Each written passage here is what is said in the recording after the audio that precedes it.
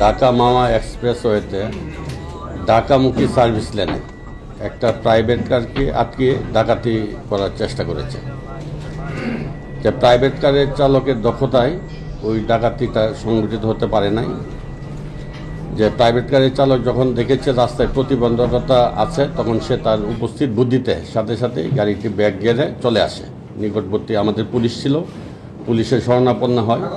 সাথে সাথে পুলিশ সহ এই প্রাইভেট কারের ড্রাইভার এবং যাত্রীরা ঘটনাস্থলে যায়, গিয়ে ডাকাত দলকে পায় নাই।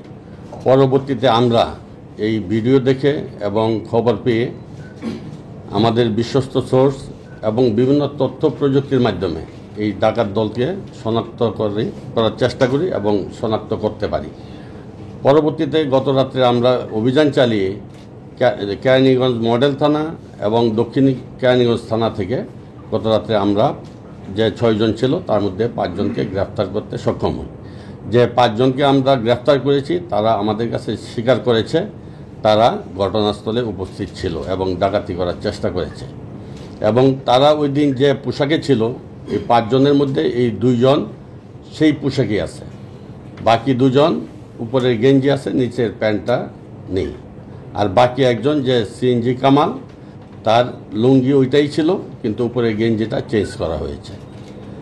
যে ডাকাত দল ছিল, যে সিএনজি কামাল যার নাম বলেছি, সে গত সেপ্টেম্বর মাসেও এই সার্ভিস লেনের জায়গায় একটা প্রাইভেট কারকে আটকিয়ে ডাকাতি করেছিল। তৎপ্রেক্ষিতে আমরা ডাকাতি মামলা রুজু করেছিলাম, তাকে গ্রেফতার করেছি এবং তার কাছ থেকে আমরা ওই প্রাইভেট কারের যে আরোহী ছিল তার লাইসেন্সকৃত পিস্তল নিয়ে গিয়েছিল, গুলিসহ স্বর্ণালংকার টাকা উদ্ধার করি।